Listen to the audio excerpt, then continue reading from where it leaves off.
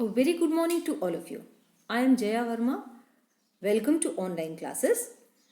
And in the previous videos, we have discussed about the integration of the princely states, and I've also discussed about the role played by Sardar Patel in integration of these princely states. And what was the government approach and how Sardar Patel approached to all these states. Some I have discussed and some is left, so that part we will discuss in this video. So the government approach was guided by three considerations. They gave us three considerations. The first one was the people of almost all the princely states clearly wanted to become part of the Indian Union. So the first thing was the people of all the most of the princely states, they gave their consent. They wanted to become a part of the Indian Union. Then the second thing was the government was prepared to be flexible in giving autonomy to some regions. The government became flexible if they want to merge these states into India, then it should have to be flexible. Then the government was prepared to be flexible to give some self-governing rights to these regions. Then the idea was to accommodate plurality and adopt a flexible approach in dealing with the demands of the regions. Then the thirdly was to fix the boundaries of the states. In backdrop of partition, which brought into focus the contest over demarcation of territory, the integration, consolidation of the territorial boundaries of the nation, that was much more important. That was of supreme importance to fix the boundaries of the states. Then before 15th August 1947, there were peaceful negotiations with all the princely states. These have brought all these states whose territories were contiguous, means whose territories were adjacent to India, to the new boundaries of India, means which were neighbors.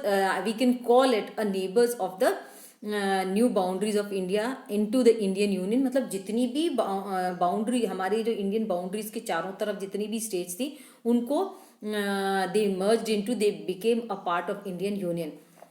And the rulers of most of the states signed a document call. And इनमें से जितनी भी states थी तो बहुत सारे most of the rulers they signed a document that was known as instrument of accession, which meant that their state agreed to become a part of the Indian Union. The annexation of the princely states of Junagadh, Hyderabad, Kashmir, and Manipur, that took a little bit time, and that was more difficult with the rest of the other princely states. So the issue of Junagadh was also solved after a plebiscite. Plebiscite means that gave a vote, and that vote confirmed that people desire that it was people who want to join the Indian Union. Then about Kashmir issue, we will read in chapter number 8, and here we will look about the cases of Hyderabad and Manipur. So let us see what happened in Hyderabad. Hyderabad, the largest of the princely states, was surrounded entirely by Indian territory. This Hyderabad, it was one of the largest among these princely states, and sorry, and this Hyderabad was surrounded entirely by Indian territory. So some parts of these old Hyderabad state are today part of Maharashtra, Karnataka, and Andhra Pradesh, and its rulers carried the title, and the ruler of this Hyderabad was called Nizam, and he was one of the world's richest men. कहाँ का था? World का richest man था हैदराबाद का Nizam. So the Nizam, though he was a richest person, and so he wanted an independent status for Hyderabad. So being a ruler, he wanted to be independent. He did not want to be a part of the Indian Union. So after that, he entered into what was called the standstill agreement. He agreed to become a part of India. Before that, he had signed a standstill agreement with India in November 1947, only for a year. And while negotiations to merge into India, they were with Indian government, they were still going on. So in the meantime, what happened, as he wanted to be independent, and standstill agreement was signed by this Nizam.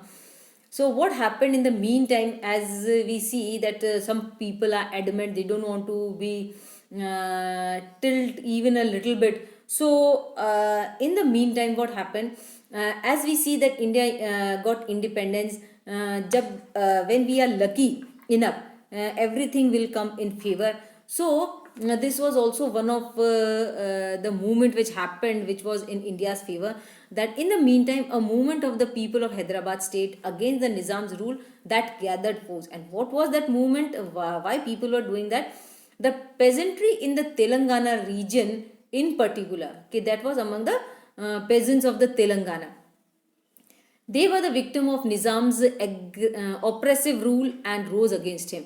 So they have suffered a lot because Nizam was suppressing all these peasants, and so they rose against this Nizam. So women who had seen the worst of this oppression, they joined the movement in large numbers. So women who have seen the other part of this oppression, ये मतलब उन लोगों को बहुत suppress किया गया. So women also joined this movement in large numbers. तो सब घरों से निकल के आई and they joined this movement. So Hyderabad the town was the nerve center of this movement. So Hyderabad town was the center of attraction of this movement. So the communist and the Hyderabad Congress were in the forefront of the movement. तो communist and Hyderabad government जो थी वो सबसे आगे थी इस movement में. Sorry.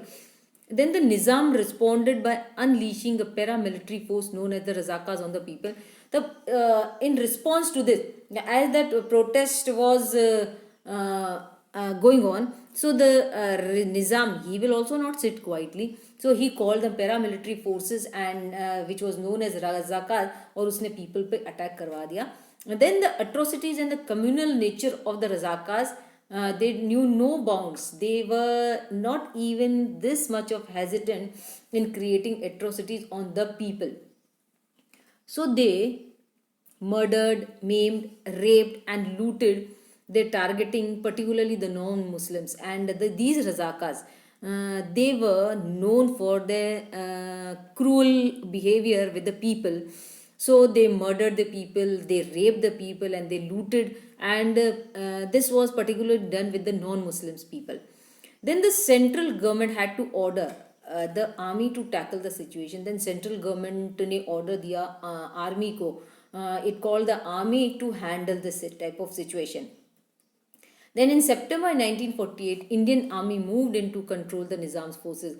Then in September 1948 को Indian Army को जो है मूव करना पड़ा, और इंडियन आर्मी आई और उसने निज़ाम के फोर्सेस को कंट्रोल किया.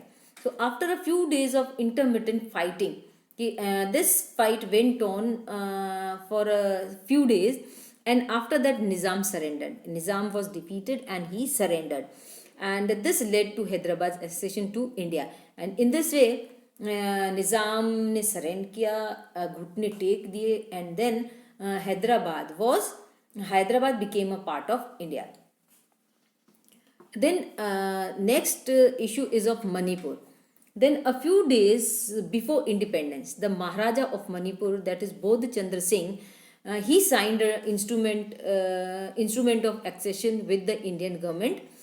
उसने साइन किए एक डॉक्यूमेंट पे instrument that was known as instrument of accession. And in this, what he wanted, that Indian government should give an assurance that the internal autonomy, ये internal जो affairs जो हैं, that will be maintained by Manipur itself.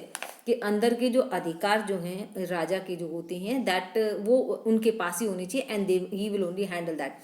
So under the pressure of public opinion, the Maharaja held elections. कि public had the opinion, and under that pressure Maharaja ने elections करवाए in Manipur, and that was in June 1948, and the state became a constitutional monarchy. So this Manipur was the first part of India to held an election which was based on right to vote, that is universal adult franchise. कि मणिपुर जो है first India की state थी जिसने elections करवाए on the basis of universal adult franchise.